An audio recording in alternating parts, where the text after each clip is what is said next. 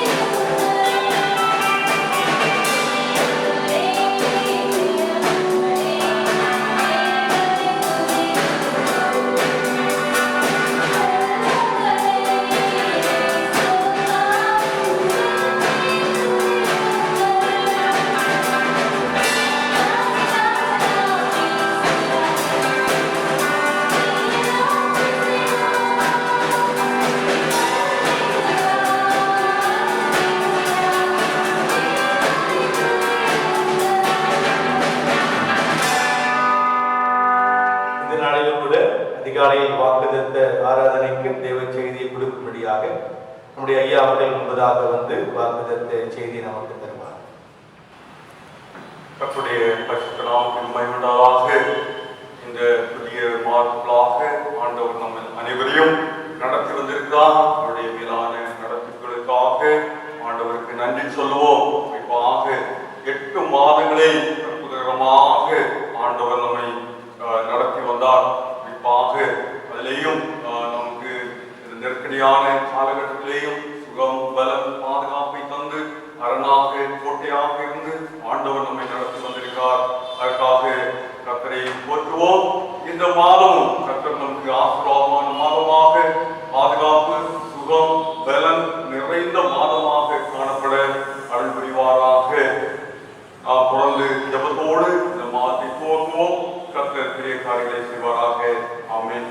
இந்த மாதத்திலேயும் ஆண்டவர் நமக்கு தரக்கூடியதான வாக்குத்தத்தம், அதற்கு ஆதாரமாக எடுத்துக்கொண்ட திருமறை பகுதி மற்றும் ஆதார வசனத்தை நான் உங்களோடு பகிர்ந்து கொள்ள விரும்புகிறேன்.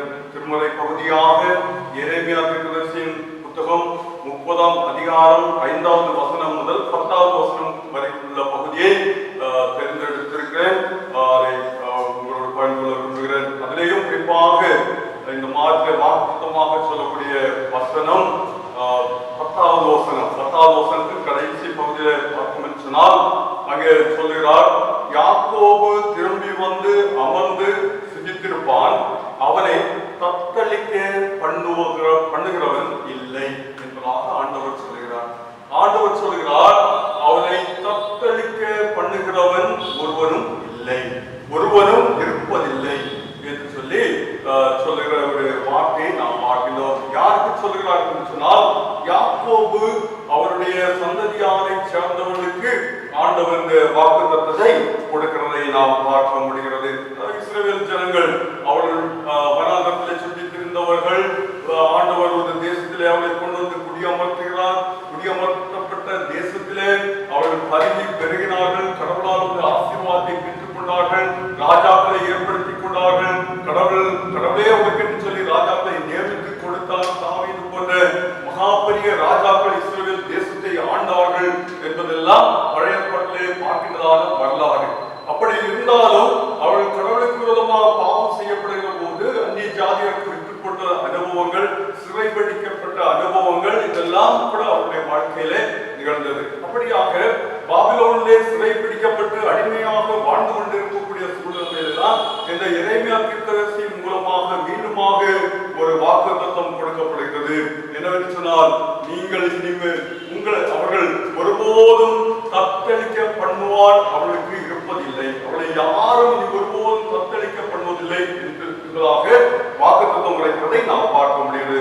5வது வசனத்திலே பார்த்தோம் என்று சொன்னால், கர்த்தர் சொல்லுகிறது என்னவென்றால், தத்தளிப்பின் சத்தத்தை கேட்கிறோம், திகிலுண்டு சமாதானம் இல்லை என்பதாக அங்கே சொல்கிறார். அதாவது அந்த மக்களுடைய அந்த கால சூழ்நிலையை சொல்கிறார். எப்படிப்பட்ட நிலைமையிலே அந்த ஜனங்கள் வாழ்ந்து கொண்டிருந்தார்கள் என்று சொன்னால், அவர்களுக்கு அதாவது தத்தளிப்பின் சத்தம் கேட்கப்படும். எங்கு பார்த்தாலும் தத்தளிப்பின் சத்தம், எங்கு பார்த்தாலும் குமுறல்கள், எங்கு பார்த்தாலும் வேதனையின் குரல்கள், அழுக்குரல்கள், சமாதானம் இல்லாத ஒரு சூழ்நிலை. அதுதான் இங்க தத்தளிப்பின் சத்தத்தை எங்கும் கேட்கிறோம் என்று சொல்லி சொல்கிறார். தத்தளிப்பு என்று சொல்லும் போது அது ஒரு, அதாவது வாழ்க்கையோடு போராடி வாழ்க்கையின் கடைசி விளிம்பிலே நின்று கொண்டிருக்கக்கூடிய ஒரு சூழல். எல்லா விதத்திலேயும் நெருக்கப்பட்டு ஒடுக்கப்பட்டு வாழ்க்காக எப்படி இனிமேல் மேற்கொண்டு பிழைப்பது என்று சொல்லக்கூடிய ஒரு கேள்விக்குறியோடு நின்று கொண்டிருக்கக்கூடிய ஒரு சூழ்நிலை தான் தத்தளிப்பு என்று சொல்வார்கள். அதுக்கு உதாரணமாக இன்னும் சொல்ல வேண்டும் என்று சொன்னால், தண்ணீருக்குள் அமிழ்ந்து கொண்டிருக்கக்கூடிய ஒருவர், தண்ணீரிலே நீச்சல் தெரியாமல் அமிழ்ந்து கொண்டிருக்கக்கூடிய நேரத்தில் தன்னை காப்பாற்றிக் கொள்வதற்காக அவர் முயற்சி செய்து கொண்டிருக்கிற நிலைமையெல்லாம் தத்தளிப்பு என்று சொல்லி சொல்வார். தன்னுடைய வாழ்க்கையை காப்பாற்றிக் கொள்வதற்காக அவர் போராடி கொண்டிருக்கக்கூடிய சூழல், அதுதான் தத்தளிப்பு என்று சொல்லி சொல்வதற்கு இங்கே சொல்கிறார். அப்படிப்பட்ட ஒரு நிலைமையிலே இனி வாழ்வு குறிப்பதான எந்த ஒரு எதிர்நோக்கும் இல்லாத ஒரு சூழ்நிலையிலேயும் மீண்டு வருவதற்கு முயற்சி செய்கிற ஒரு நிலைமை, அந்த நிலைமையில்தான் இங்கே சொல்கிறார். இனிமேல் அந்த நிலைமை ஒருவரும் உனக்கு ஏற்படுத்துவதில்லை, யாரும் அவர்களுக்கு இஸ்ரவேல் ஜனங்களுக்கு ஏற்படுத்துவதில்லை என்று சொல்லி இங்கு வாக்குத்தத்தம் கொடுக்கிறதை நாம் பார்க்கிறோம். நாமும் கூட இன்றைக்கு வாழ்ந்து கொண்டிருக்கிற சூழ்நிலை அப்படிப்பட்ட பயமுறுத்தல் நிறைந்த நிலைமை. எங்கு சென்றால் எப்பொழுதும் அந்த நோய் வந்து தாக்கி விடுமோ, யாரை பார்த்தாலும் சந்தேகக்கண்ணோடு பார்க்க வேண்டிய ஒரு சூழ்நிலை. மற்றும் இன்னும் எந்த ஒரு காரியத்தை செய்தாலும் நாம் சந்தேகக்கண்ணோடு செய்ய வேண்டிய ஒரு சூழ்நிலை. ஒரு கடைக்கு போனால்னா கூட அங்க யார் எப்படிப்பட்டவர்கள் வருகிறார்கள், எங்க போய் கை வைக்கிறது, இங்க கை வைக்கணுமா, இந்த காரியத்தை செய்யணுமா அப்படின்றதெல்லாம் யோசிக்கக்கூடிய நிலைமைகள் நமக்கு தெரியும். எனக்கு தெரிந்த ஒரு குடும்பத்துல என்ன செய்வாங்கன்னு சொன்னா, ஒரு முறை அங்க போகும்போது அந்த கீரை வாங்கிட்டு வந்து அதை மஞ்சள் தண்ணி உப்பு போட்டு அதை வச்சிருக்காங்க. அதெல்லாம் திரும்ப திரும்ப கேட்டுட்டு இருக்காங்க. என்னன்னு கேட்டா அதுல கூட நோய் தொற்று இருந்து விடக்கூடும் என்று சொல்லி அதை கூட உணவு பொருள் வாங்கினா கூட அதை கூட பாதுகாக்க வேண்டும் என்று சொல்லக்கூடிய ஒரு பயம் நிறைந்த ஒரு சூழல், பயம் நிறைந்த ஒரு சூழல் மேல வாழ்ந்து கொண்டிருக்கிறோம். இன்னும் அநேகர் அந்த நோயினால் தாக்கப்பட்டு மாய்ந்து கொண்டிருக்கக்கூடிய சூழல். இதெல்லாம் நம்மை பயமுறுத்தக்கூடிய, சொன்னால் வாழ்வை குறிப்பதான கேள்வி கணைகளை தொடுக்கக்கூடியதான ஒரு சூழ்நிலைக்கு நம்மை தள்ளுகிறது. பயம் நிறைந்த ஒரு சூழ்நிலைக்கு நம்மை தள்ளுகிறது.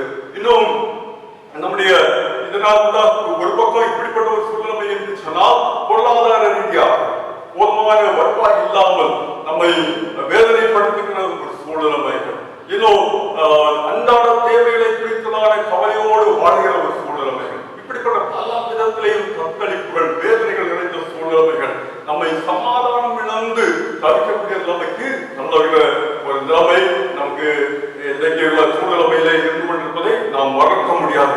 எனவேதான் ஆண்டவர் சொல்கிறார், இனி ஒருபோதும் உங்களை தத்தளிக்கப்படுவது இல்லை. நீங்கள் இனிமேல் யாராலும் தத்தளிக்கப்படுவதில்லை, நீங்கள் துணிச்சலோடு இருப்பீர்கள் என்று சொல்லி ஆண்டவர்களே வாக்குத்தத்தை கொடுக்கிறார். 10ஆம் வசனத்தில் போக பதில் அல்ல சொல்றார், என் தாசனாகிய யாக்கோபே நீ பயப்படாதே, நீ பயப்படாத, இந்த சூழ்நிலையை கண்டு நீ பயப்படாத. அடுத்த லைன்ல சொல்ற இஸ்ரவேலே கலங்காத, பயப்படாதே, நீ கலங்காத. ஏன்னு சொன்னா நான் உன்னை தூரத்திலும் உன் சந்ததியை தங்கள் சிறையிருப்பின் தேசத்திலும் இராதபடிக்கு ரட்சிப்பேன், நான் உங்களை ரட்சிப்பேன். ஆனால் நீ பயப்படாதீங்க, நீ கலங்காதீங்க, நான் உங்களை ரட்சிப்பேன் என்று சொல்லி ஆண்டவர் வாக்குத்தத்தம் கொடுக்கிறார். இந்த பயம் நிறைந்த தத்தளிக்கப்படக்கூடிய இந்த சூழ்நிலையிலிருந்து நம்மை ரட்சிக்கக்கூடிய வல்லமை உள்ளவர் ஒரே ஒருவர் தான், அவர்தான் நம்முடைய ஆண்டவர். அவர் தவிர வேறு எந்த ஒரு சூழ்நிலையும் நம்மை தப்புவிக்க முடியாது என்பதில் எந்த விதமான ஐயம் இல்லை. அதனால்தான் 12ஆம் வசனம் சொல்லும்போது, உன்னை ரட்சிப்பதற்காகவே நான் உன்னோடு கூட இருக்கிறேன். அல்லேலூயா. ஆண்டவர் சொல்கிறார், உன்னை ரட்சிப்பதற்காகவே, உன்னை தத்தளிக்க பண்ண விடாதபடி, உன்னை மீட்டுக் கொள்வதற்காகவே நான் உன்னோடு இருக்கிறேன் என்று சொல்லி நீங்க வாக்குத்தத்தம் பண்ணுகிறதை நாம் பார்க்கிறோம். அருமையாலே, நம்மை ஆண்டவர் தத்தளிக்க பண்ணுவதில்லை. ஒருவேளை பாவத்தின் தண்டனை என்று சொல்லி இந்த சூழ்நிலையை நாம் எடுத்துக்கொண்டோம் என்று சொன்னாலும் 15ஆவது வருஷத்தின் கடைசி பகுதியில பார்த்தோம் சொன்னால், உன்னையோ நான் நிர்மூலமாக்காமல் முற்றிலும் தண்டியாமல் விடாமலும் மட்டாய் தண்டிப்பேன். சின்ன தண்டனைகள் இருந்தாலும் இவற்றிலிருந்து தப்பித்துக் கொள்வதற்கான வழியையும் ஆண்டவர் செய்யும். அதனால அந்த நம்பிக்கையோடு ஆண்டவர் இந்த காலை வேளையில நமக்கு சொல்கிறார், இந்த 9ஆவது மாதத்தில ஆண்டவர் நமக்கு சொல்கிற வாக்குத்தத்தம் என்னவென்று சொன்னால், யாக்கோபு திரும்பி வந்து அமர்ந்து சுகித்திருப்பான், அவனை தத்தளிக்க பண்ணுகிறவன் இல்லை என்று சொல்லி இங்க சொல்கிறார். அதாவது நம்மை ஒருபோதும் இனிமேல் தத்தளிக்கப்படக்கூடிய காரியம் எதுவும் நம்மை நெருங்குவதில்லை, நெருங்க விடாதபடி ஆண்டவர் நம்மை பாதுகாக்க வல்லவராக இருக்கிறார். எனவேதான் நீ பயப்படாதே, நீ கலங்காதே, நான் உன்னை ரட்சிப்பேன், ரட்சிப்பதற்காகவே உன்னோடு கூட இருக்கிறேன் என்று சொல்லி அவர் சொல்கிறார். எனவே இந்த வார்த்தையை நாம் உறுதியோடு பற்றிக் கொள்வோம். இந்த மாதம் முழுவதும் கர்த்தர் நம்மை பாதுகாத்து ஆதரித்து ஆசீர்வதித்து வழிநடத்துவாராக. ஆமென், ஆமென். ஜெபம் செய்வோம். எல்லாரும் அமர்ந்தவாறு இருக்கிற இடங்களில் தலைகளை தாழ்த்தி ஆண்டவரை நோக்கி நாம் ஜெபிப்போம். எல்லாரும் ஜெபிப்போம். ஆண்டவரே, இந்த புதிய மாதத்துக்காக உங்களிடத்தில் நாங்கள் கடந்து வருகிறோம். இந்த மாதம் ஆண்டவரே ஒரு நெருக்கம் நிறைந்த மாதமாக நாங்கள் துவக்கத்திலே அனுபவித்தால், கடந்த மாதங்கள் எல்லாம் ஆண்டவரே அப்படிப்பட்ட ஒரு நெருக்கமான சூழ்நிலை எங்களுக்கு தந்திருந்தால், ஆண்டவரே இந்த மாதத்தை நாங்கள் அப்படிப்பட்ட ஒரு பின்னணியோடு துவக்கக்கூடிய நிலைமை ஏற்பட்டிருக்கிறதை காண்கிறேன். இந்த நிலைமையிலேயும் ஆண்டவர் நீர் எங்களோடு இருக்கிறேன் என்ற நம்பிக்கையை தந்தீர். ஸ்தோத்திரம். ஆண்டவரே, நீ சொன்ன வார்த்தைக்காக நமக்கு ஸ்தோத்திரம். நாங்கள் ஒருவராலும் ஒரு சூழ்நிலையால் ஆண்டவரே நாங்கள் தத்தளிக்க பண்ணப்படுவதில்லை, நாங்கள் பயமுறுத்தப்படுவதில்லை, நாங்கள் ஆண்டவர் சமாதானத்தை காணப்படும்படியாக எங்களுக்கு நீர் அருள் தருவீராக. எங்களுடைய நிலைமைகள் ஆண்டவரே ஒருவேளை எங்களை பயமுறுத்தக்கூடியவர்களாக இருந்தால் ஆண்டவர் நீர் எங்களை தைரியப்படுத்துகிறீர், உங்களுடைய வார்த்தைகளால் தைரியப்படுத்துகிறீர். நீர் எங்களோடு இருக்க அப்படின்னாலே, எங்களை ரட்சிக்க முடியாது எங்களோடு கூட இருக்க அப்படின்னாலே, அந்த நம்பிக்கையோடு நாங்கள் இந்த மாதத்தை போற்றுகிறோம். இந்த மாதம் முழுவதும் ஆசீர்வாதமும் மன நிறைவும் நிறைந்த மாதமாக இருக்க எங்களுக்கு அனுகிரகம் செய்துள்வீராக. ஆர்த்தி தருகிறோம். பெரிய காரியங்களை செய்யும் அதிசயங்களை காண செய்வீராக. அற்புதமாக நடத்துவீராக. உமக்கே ஸ்தோத்திரம் செலுத்துகிறோம். இயேசு ரட்சகர் வழியாக வேண்டுகிறோம். ஜெபங்களும் நல்ல பிதாவே. ஆமென். நம்முடைய கர்த்தராகிய இயேசு கிறிஸ்துவின் பிதாவாகிய கடவுளையாகவும் தூயாவியாருடைய கொண்டரவும் ஐக்கிய ஸ்நேகமும் நடத்தலும் நம்ம இவரோடும் இன்றும் காலங்களில் தங்கியிருந்து ஆதரித்து ஆசீர்வதித்து மேன்மைப்படுத்தி பாதுகாத்து எல்லா தத்தளிப்புகளிலிருந்தும் பயமுறுத்தல்களிலிருந்தும் விலக்கி ரட்சித்துக் கொள்வதாக.